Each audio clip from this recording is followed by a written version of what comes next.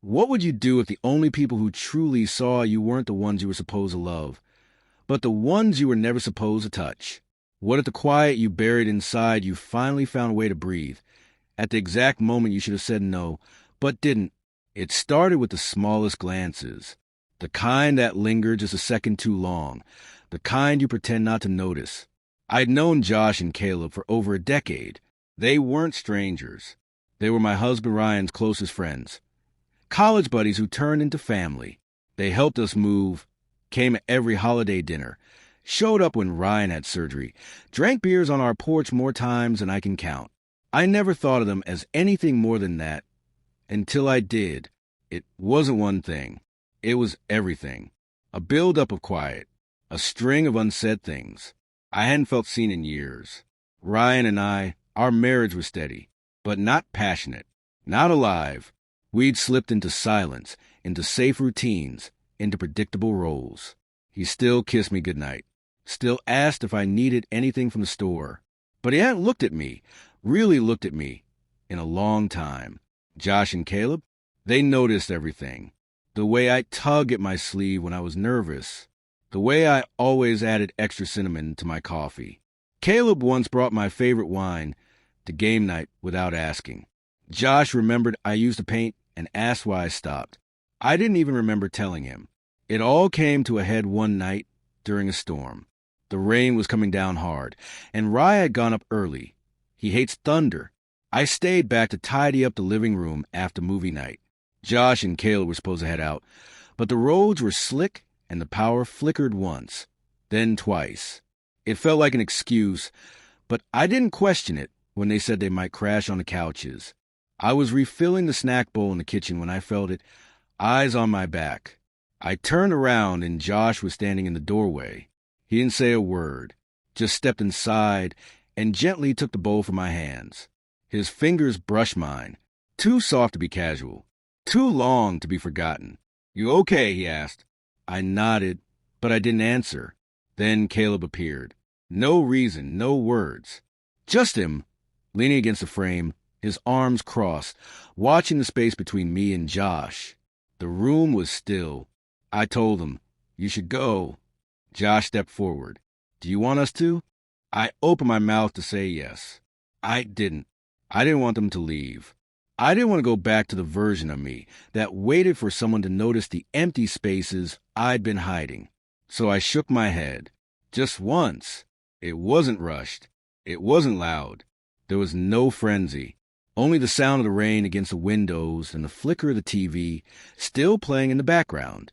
Josh kissed me first.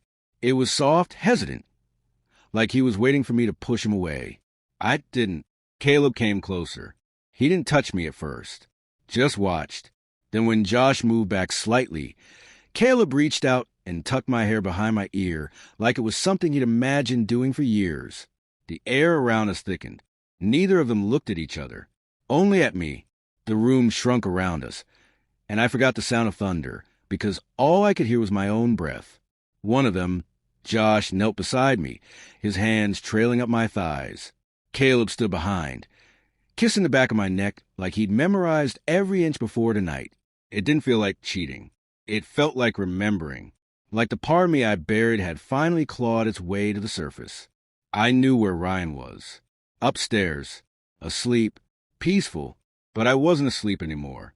The rug beneath me scratched at my knees. The lamp's glow cast flickering shadows. Josh whispered something against my skin. Words I can't recall, but I remember the way it made me shiver. Caleb held my wrist like he was holding a promise. We moved in silence. No rush. No guilt. Just the sharp edge of something we'd all been too careful to admit until now. Afterward, we didn't speak. Josh sat on the floor with his back against the couch. Caleb stared at the rain through the window. I pulled the blanket over my legs and just breathed. It wasn't shame I felt. It was relief. Like something had finally made sense. The next morning was too normal. Ryan kissed the top of my head while the coffee brewed. He made eggs, talked about the weather. I nodded when I needed to, smiled when it was required. I knew how to wear the mask. I'd worn it long enough. Josh and Caleb acted like nothing happened. like they hadn't seen me unravel, hadn't heard the way my breath hitched when they touched me. But there was tension in the room. Caleb didn't meet my eyes. Josh's laugh was a beat too late. And Ryan, he didn't see any of it. Until a few nights later, over dinner, when the candlelight flickered low, and I thought I was safe. He said it without warning. "I think one of them likes you."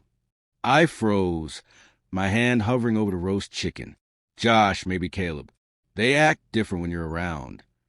I forced a shrug. They've always been like that. He didn't argue, just nodded slowly.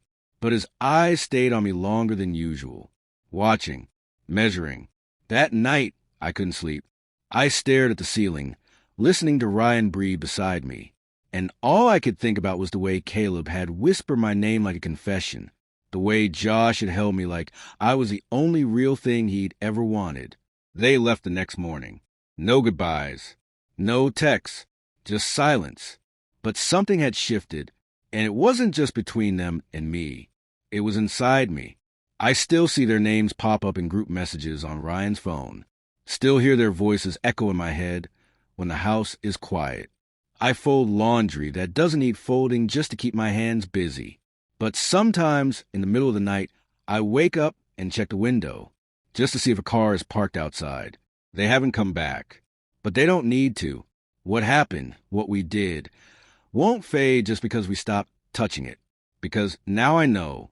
Now I know what it's like to be touched like a secret someone's been aching to keep. And that's not something you forget.